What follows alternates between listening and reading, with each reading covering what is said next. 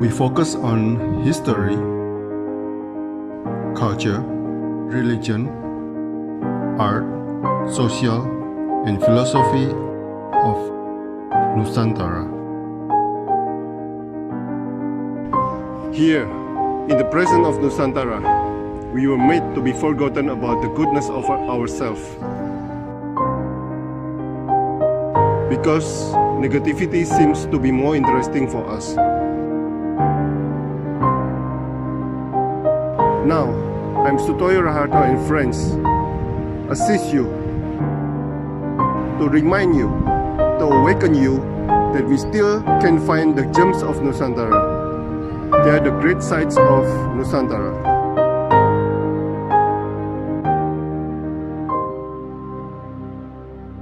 Selamat malam, Mas Gufi, seorang dosen fisika. Wow, tapi hobinya ukulele. Oke. Mas Irwan, apa itu ukulele, Mas? Jadi ukulele ya, ukulele itu pastinya alat musik berdawai ya, masih satu keluarga sebetulnya sama gitar, yang mana senarnya ada 4, bedanya sama gitar. Kalau ukulele itu senarnya ada 4, biasanya standarnya berbahan nilon, kemudian tuning atau stem standarnya itu dari atas sampai bawah itu G, C, E, A gitu. Singkatnya kayak gitulah alat musik ukulele itu. Oke, sejarah ukulele berasal dari mana, Mas? Nah, ukulele itu kalau yang saya mainkan itu kan Hawaiian ya. Jadi memang asalnya dari Hawaii. Nah, di Hawaii sendiri kalau berdasarkan sejarah itu masuknya ke Hawaii 1879 dan itu tuh dibawanya sama orang-orang Portugal ya. Jadi ada yang pindah ke sana. Itu awalnya itu namanya tuh Brajinho ya. Brajio. Jadi itu tuh sejenis gitar ukuran kecil. Nah, di sana itu ketika dibawa ke Hawaii cepat populernya itu. Nah, dipakailah diadaptasi oleh orang-orang Hawaii namanya ukulele. Ukulele itu kalau bahasa sana itu diartikan kutu loncat ya. Saya juga nggak tahu kenapa namanya kutu loncat, cuman orang sana ukulele itu artinya kutu loncat gitu ya. Oke. Terus sampai berkembang ya ke Amerika, Jepang, sampai ke Eropa, termasuk ke Indonesia. Nah, ke Indonesia itu untuk yang Hawaiian itu masuknya 1880, jadi setahun setelahnya. Nah, berbeda lagi dengan sejarah yang ini, yang keroncong ya kan sebenarnya di Indonesia tuh ada yang pakai ukulele juga. Nah, itu beda masuknya. Kalau yang keroncong itu ada dua jenis, cak sama cuk ya. Nah, cak sama cuk itu tuningnya beda, ya, terus jumlah senarnya juga beda. Kalau cuk itu 3 senar, cak itu 4 senar. Nah, masuknya juga sebetulnya sama dari Portugis sama Portugal juga. Cuman justru lebih awal masuk ke Indonesia. Ke Indonesia itu 1500-an. Jadi sebetulnya dibandingkan Hawaii itu lebih duluan ke Indonesia. Cuman perkembangannya jadi beda gitu. Nah, terus dari mulai berkembang sampai ada grup keroncong kalau di Indonesia gitu. Ya, kurang lebih kayak gitu. Nah, yang dipakai di keroncong dengan ukulele beda? Beda. Tadi kan tuningnya juga beda ya. Kalau di keroncong itu ada 2, cak sama cuk, dan dimainkan itu harus berbarengan biasanya. Jadi nggak bisa cak doang atau cuk doang. Jadi biasanya kan ada petikannya itu saling bersautan gitu ya. Terus tuningnya itu kalau di Indonesia cuk itu GBE ya. GBE itu sama kayak gitar cuma senar bawahnya doang tuningnya tuh. Beda kayak ukulele. Nah, ya silakan. Ya, dan kalau keroncong itu dia jenis musiknya itu lebih ke lagu-lagu kayak fado gitu ya istilahnya tuh. Itu lagu-lagu dari Portugal, biasanya nadanya tuh minor.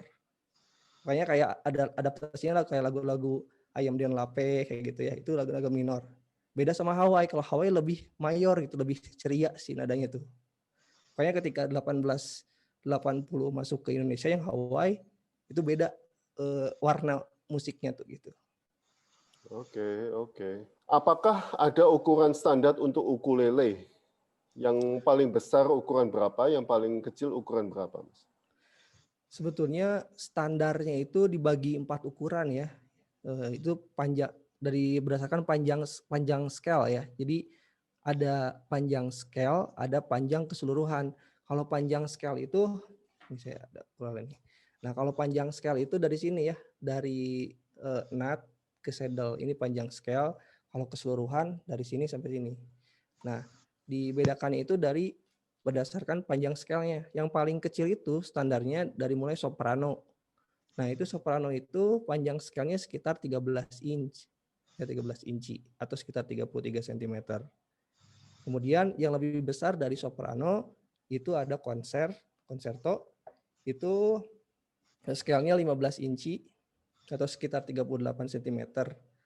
Kalau tenor itu scale-nya 17 inci atau sekitar 43 cm. Sedangkan bariton itu yang paling besar itu scale-nya 19 inci atau sekitar 48 cm. Nah itu yang standar ada 4. Nah untuk soprano, konsert sama tenor itu tuning standarnya sama. Tuningnya itu G, C, E, A dari atas sampai bawah itu dari atas sampai bawah ini G, C, E, A. Nah yang bariton beda sendiri. Tuningnya D, G, B, E gitu. Itu yang membedakan. Tapi selain ukuran 4 standar itu sebetulnya ada lagi ukuran yang lain. Misalkan yang pocket yang kayak gini ini lebih kecil nih. Ini tuh hanya sekitar 11 inch yang ini tuh. Jadi lebih kecil. Kalau ini yang soprano saya nih, ada yang soprano. Ini soprano tuh paling kecil, tapi ini ada yang lebih kecil lagi. Nah, ini tuh pocket ukulele. Ada namanya sopranino, ada sopranissimo gitu ya. Itu untuk ukuran. Jadi yang menentukan jenisnya itu biasanya dikelompokkan berdasarkan panjang scale-nya. Gitu. Nah, selain ukuran, bahan berpengaruh nggak?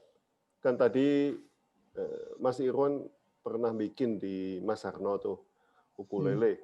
Nah, bahannya itu berpengaruh apa tidak? Sangat berpengaruh sih bahan. Karena biasanya kan kayu, kenapa biasanya kayu? Soalnya ada juga yang plastik ya atau bahan fiber juga. Nah, untuk kayu ini sangat berpengaruh sekali sih.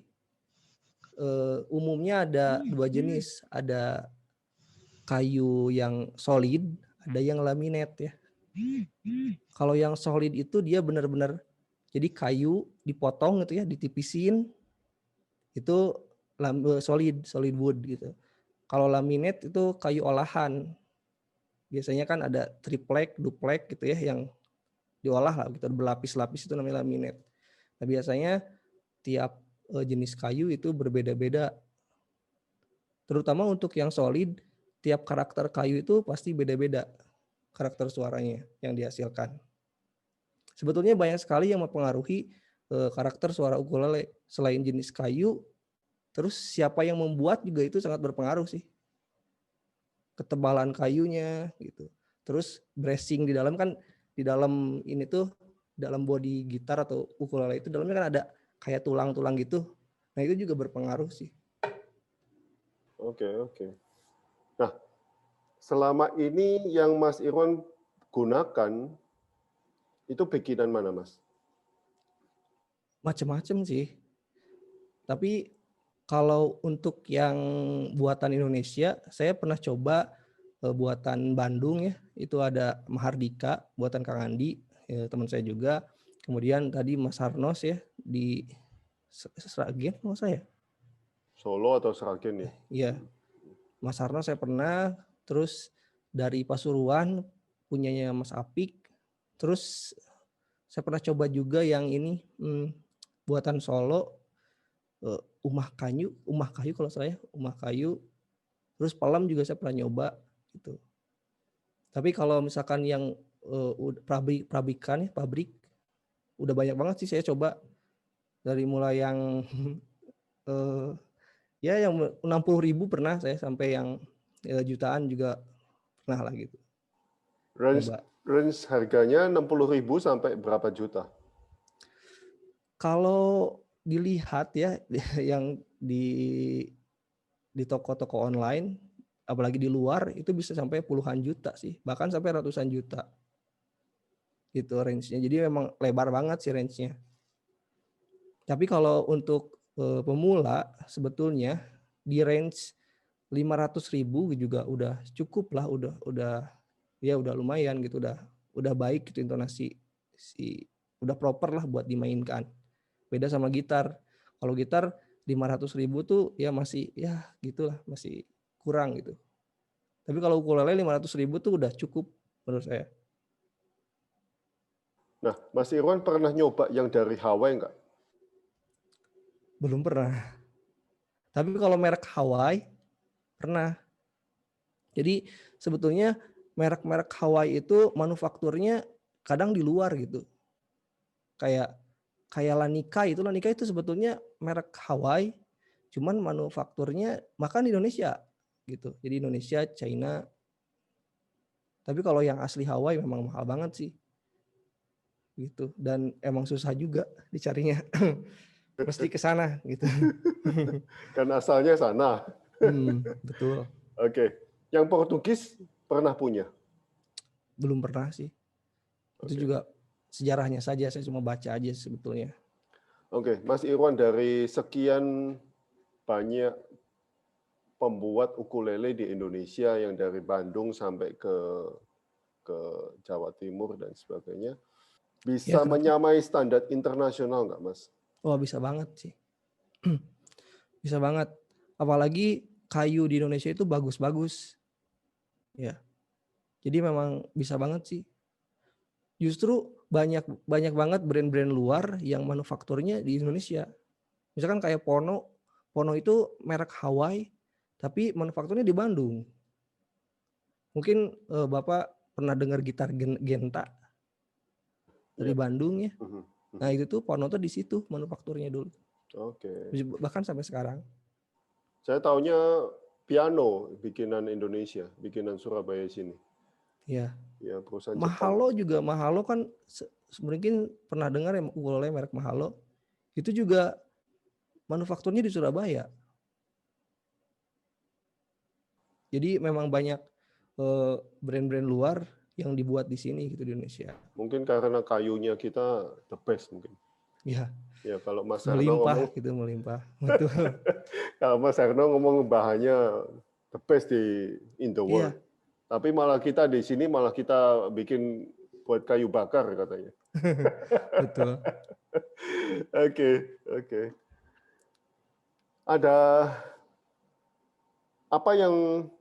Ada beberapa macam ukulele yang tadi Anda sebutkan. Apa yang menyebabkan perbedaan-perbedaan tersebut selain mungkin bahan, lalu selain bahan, panjang scale ya, panjang yang paling scale, umum. ya.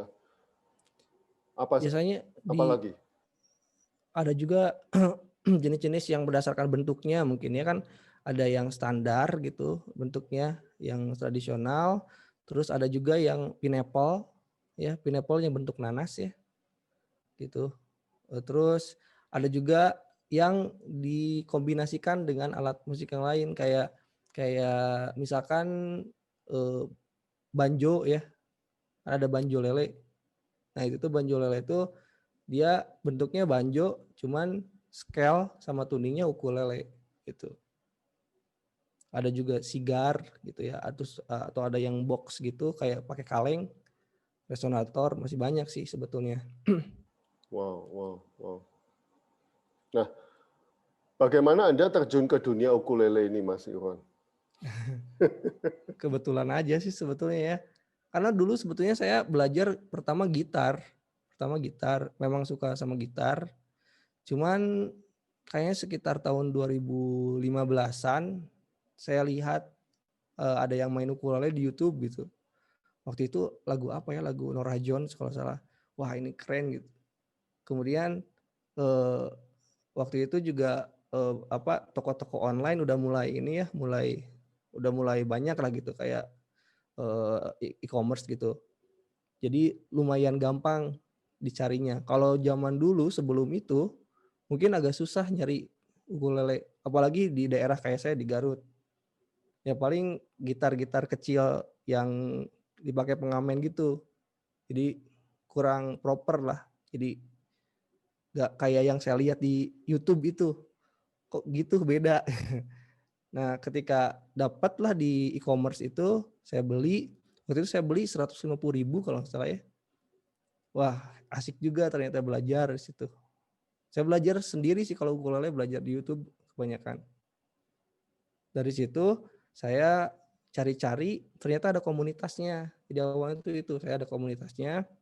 Komunitas ini tuh ternyata bergabung lagi jadi satu wadah ya, ekosistem namanya Republik Ukulele Indonesia. Nah, ini di Jakarta. Jadi Republik Ukulele Indonesia ini dia ekosistem gabungan dari berbagai komunitas tiap daerah. Itu ada playernya, ada luthiernya yang bikin gitu, ada ya penjualnya. Jadi kita sering ketemu di situ sebelum pandemi ya. Jadi pertama saya ketemu itu di Bandung. Jadi Republik Ukulele itu ngadain namanya piknik ukulele di Bandung.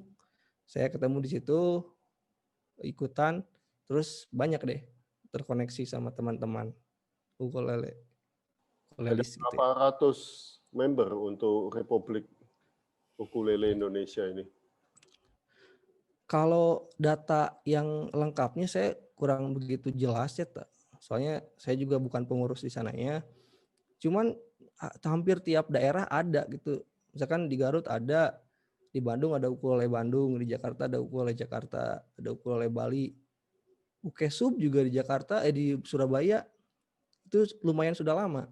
Gitu. Dan saya lihat anak-anaknya juga aktif gitu. Jadi dari mulai ukulele Aceh, paling timur itu ada ukulele sampai Makassar kalau nggak salah. Wow, Gitu. wow, wow. Nah, bagaimana perkembangan ukulele di dunia musik Indonesia? Selain komunitas ini, apakah disorot oleh media bisa masuk TV lah atau bisa seperti gitar paling tidak? Iya. Mungkin saat ini agak mendingan ya dibanding sebelum-sebelumnya. Beberapa tahun yang lalu mungkin ukulele di Indonesia masih dipandang sebelah mata. Jadi kalau bawa ukulele, stigmanya itu kalau nggak pengamen kan ya anak pang gitu yang tatoan gitu, ya anak jalanan. Tapi kalau sekarang udah mulai berubah lah. Jadi ada beberapa artis juga yang pakai ukulele kayak Budi Doremi gitu ya. Mungkin ada beberapa lah yang begitu pun. Tapi kalau misalkan di keroncong justru lebih duluan gitu ya. Kayak Mbak Endah Laras gitu. Justru bahkan di luar lebih terkenal itu keroncong dibanding Mbak Endah tuh dibanding di Indonesia sendiri gitu. Kalau Ya, di ya, luar sampai terkenal banget. ya. Ya karena memang di luar itu ukulele udah sama aja gitu kayak alat musik yang lain gitu, standarnya. Kayak ada ukulele festival yang rutin. Kalau di Nah, Indonesia belum sampai situ sih. oh di Mungkin Indonesia belum ada ini belum kompetisi nasional atau bagaimana? kalau di ukulele belum ada. Mungkin itu jadi PR buat komunitas di Indonesia ukulele. Dulu itu sempat mau rencana bikin ukulele festival di Bali tadinya, cuman ya terbentur ini pandemi jadi turun lagi gitu. Nah, untuk bidang akademisi, apakah ukulele sudah dipakai sebagai alat musik atau belum? Kalau Kalau di di Indonesia, fakultas musik atau kalau itu sih saya kurang bisa jawab juga sih karena saya bukan di musik juga, kurang tahu kurikulumnya. Tapi kalau di sekolah gitu, sekolah musik kayaknya belum ada yang buka kelas ukulele. Tapi kalau misalkan yang private gitu ada sih teman-teman yang ngajar private ukulele. Jadi oke. bahkan yang ketua Republik Ukulele itu juga belajar ukulele malah dari orang luar gitu, online belajarnya. Nah, berapa ukulele yang Anda punya? Katanya hampir setiap hari Anda unboxing ukulele. Saya juga nggak ngitung berapa ya. Cuman maksudnya gini, nggak bisa ngitung tuh karena ukulele yang ada di saya tuh keluar masuk gitu. Jadi saya review, saya kadang jual lagi gitu ya. Atau saya memang stok buat dijual gitu. Tapi kalau misalkan yang stay di saya gitu, yang saya keep itu sekitar ya kurang lebih 10-an lah gitu, 10 ukulelean kurang lebih ya, yang benar-benar di keep gitu. Tapi kalau sisanya mah memang keluar masuk. Oke. Nah, saya lihat Anda juga merenovasi ukulele. Kadang-kadang cuma satu senar atau se-ekstrim apa yang Anda pernah lakukan terhadap ukulele itu? Sebetulnya kalau ekstrim sih enggak juga sih. Kalau memodifikasi paling pertama saya ini ya pasang pick up. Pick up itu komponen untuk apa ya, kayak piezo gitu untuk disambungkan ke amplifier gitu. Jadi kayak elektrik gitu. Jadi saya beberapa kali memasangkan itu di ukulelenya. Untuk yang pakai satu senar itu sebenarnya eksperimen doang ya. Jadi saya coba gimana kalau pakai 2 senar, pakai 1 senar. Terus itu yang 1 senar tuh saya coba pakai senar bass yang gede gitu, dipindahin ke situ. Itu cuma eksperimen aja sih. Itu mungkin nanti bisa coba yang lain sih dicoba-coba aja. Dan hasil modifikasi itu memuaskan. Kalau yang pasang pick up itu memuaskan. Jadi awalnya agak sedikit-sedikit gagal gitu ya. Kurang begitu rapi, tapi lama-kelamaan karena sering jadi lebih baik lah gitu. Makanya saya berani yang tadinya nggak pakai pick up, saya pakai pasang pick up, terus saya bisa jual juga gitu. Kalau yang pakai 1 senar, 2 senar itu mah cuma buat senang-senang aja lah gitu. Gitu. Untuk fun aja. Iya. Oke, teman-teman silakan kalau ada yang mau bertanya bisa tulis di chat. Oke, apa itu guitarlele? Gitar ukulele ya, gitar tuningnya ukulele. Jadi itu tuh ukulele senarnya ada 6 ditambahin gitu. Jadi sebutnya gitar lele. Padahal sebetulnya gitar lele itu kalau dilihat dari gitar itu tuh gitar ukuran 1/4 ya. Jadi kita tuh ada yang ukuran 1 yang 4/4 kayak biola lah, 4/4, ada 3/4 yang junior, terus ada yang setengah. Nah yang 1/4 itu dia gitar lele. Cuman tuningnya beda sama gitar. Makanya dia disebut gitar lele itu karena mirip sama ukulele tuningnya. Kalau gitar itu kan EA DGBE. Nah, kalau yang itu dari A sama kayak ukulele. Gitu. Mas Si Irwan satu keluarga. bisa nggak memainkan satu lagu gitu, Mas? Pakai ukulele? Iya. Boleh lah sedikit ya. Sebelum pertanyaan saya selesai. Oke. Sedikit aja. Sebetulnya saya kenapa salah satu alasan bikin tutorial itu karena saya sering lupa. Jadi kalau misalkan udah ngulik, sering lupa. Kadang-kadang saya nonton lagi video saya sendiri buat ngulik. Gitu. Oke. Sedikit aja lah.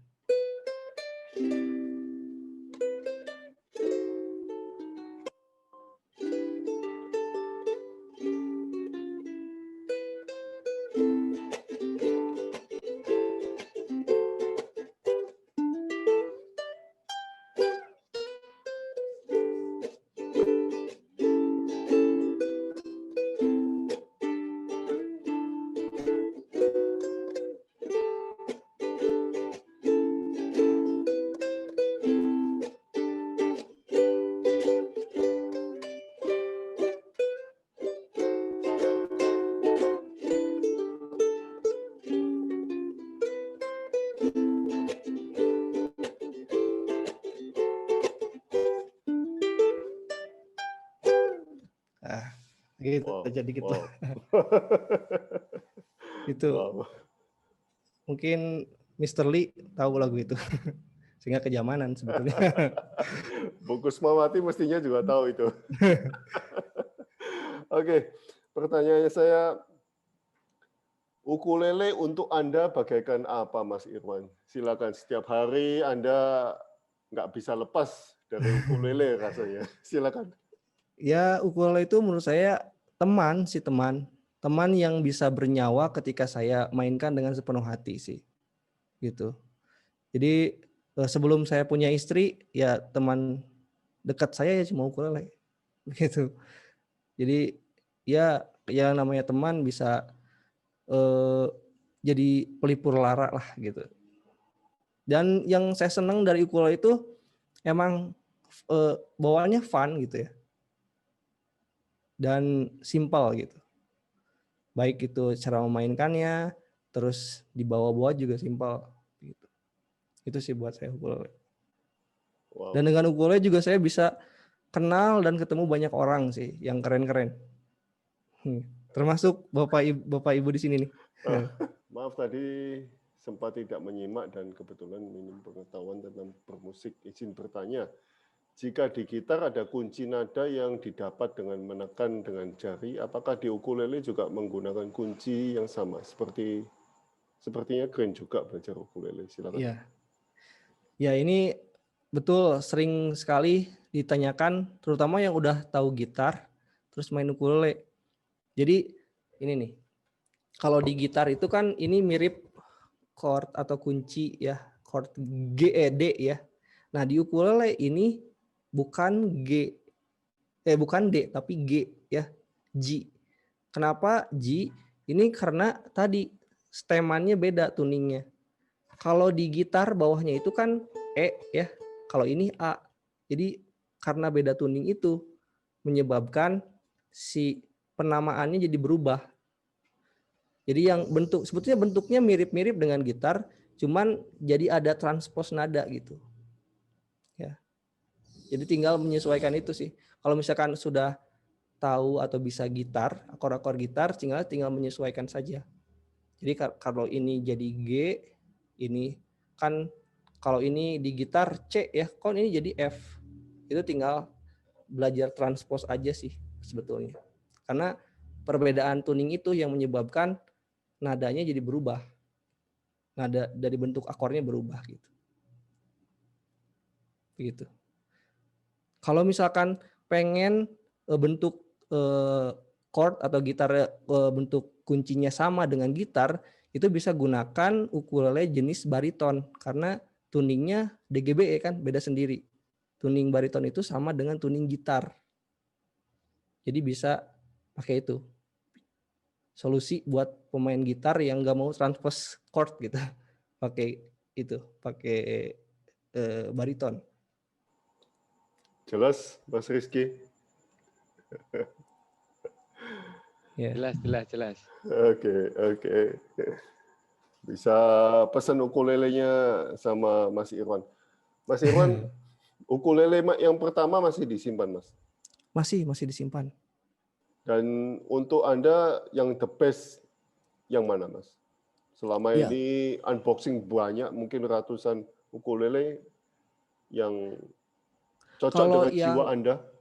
Kalau yang the best gitu, yang saya suka itu yang saya buat custom gitu, saya buat sendiri di Kang Andi Mahardika di Bandung.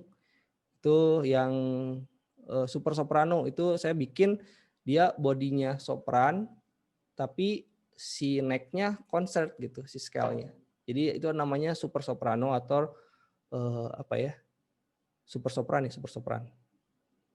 atau sopran long neck istilahnya tuh. Itu yang saya suka karena memang desainnya juga saya yang ingin gitu, saya buat sendiri, dikonsultasikan sama Kang Andi sama pembuatnya gitu. Tapi kalau yang sering saya pakai belakangan ini itu ada dari brand, boleh disebutkan kan ya? Silakan. Itu dari brand Enya ya. Itu saya cukup lumayan sering digunakan dan nyaman juga sih. Gitu. Nah, bentuk atau desain itu mempengaruhi suara, kualitas suara? Mempengaruhi, cuman kurang begitu signifikan dibandingkan jenis kayu gitu ya. sama senar untuk karakteristik suara dibandingkan body. Memang ada sih kerasa bedanya, cuman kurang begitu signifikan kalau menurut saya ukuran itu kebentuk ya. Oke. Pertanyaan saya sudah habis, Mas Irwan. Iya. Thank you banget atas waktunya ini. Iya, sama-sama. Thank you atas pengetahuannya tentang ukulele. Sama-sama Pak. Saya mengenal Senang bisa ukulele, sharing. ya, saya mengenal ukulele waktu tahun 93 rasanya, 92, 93. Teman-teman pada main ukulele. Saya malah belum tahu itu. Oke. Justru saya tuh pernah beli ukulele pertama tahun 2011, tapi saya nggak tahu itu namanya ukulele, taunya gitar kecil aja gitu. Dan gitar itu tuh ya atau ukulele yang itu yang pertama menurut saya belum proper gitu buat dimainkan. Nah baru tahun 2015 saya bisa beli yang cukup sesuai dengan Hawaiian gitu. Ya itu karena mungkin zaman-zaman itu identik dengan pengamen ya. Iya betul. Iya. Kalau pengamen itu ya benar, identiknya pasti pakai gitar kecil gitu. Dan ada beberapa istilah yang digunakan pengamen, misalkan ukulele itu biasanya mereka bilangnya kentrung. Iya betul. Kalau di Jawa mereka Iya. kentrung. Ya. Itu saya kurang tahu bagaimana sejarahnya. Saya juga cari-cari informasi, googling juga nggak ketemu itu kenapa awalnya dikasih nama kentrung. Dan mereka itu mungkin karena kekurangan informasi ya, jadi dia tuh menggunakan tuning yang sama dengan gitar gitu. Kemudian dengan alternatif menggunakan senar raket. Jadi kan padahal bukan sesuai fungsinya ya. Senar raketnya buat raket buat badminton gitu. Ini malah dipakai buat senar. Mungkin karena zaman dulu susah mencari senar ukulele ya. Beda zaman sekarang. Sekarang bisa beli online banyak tersedia. Jadi karakternya itu kalau buat saya pribadi kurang ada sustainnya gitu. Jadi memang pendek gitu. Makanya biasanya kan pengamen strumming atau kecokannya khas gitu ya. Nah itu karena memang si senarnya itu bukan khusus buat alat musik sehingga si sustainnya kurang gitu, kurang panjang gitu ketika dibunyikan tuh. Ya begitu. Tapi saya sih salut juga sih karena kayaknya di luar negeri nggak ada yang teknik ukulele yang dilakukan pengamen kita tuh nggak ada. Kalau misalkan ditulis gitu ya sejarahnya itu malah bagus. Cuman ya itu kurang kayaknya dokumentasinya di kita. Iya. Mungkin tahun 80-an sudah ada itu, Mas. 80 akhir sampai 90 itu parah. Nggak tahu kalau pengamen sekarang masih pakai nggak kencrung itu. Iya, kurang tahu juga sih. Iya. Oke, thank you Mas Irwan atas waktunya, Ya, atas sama-sama Pak. pengetahuannya.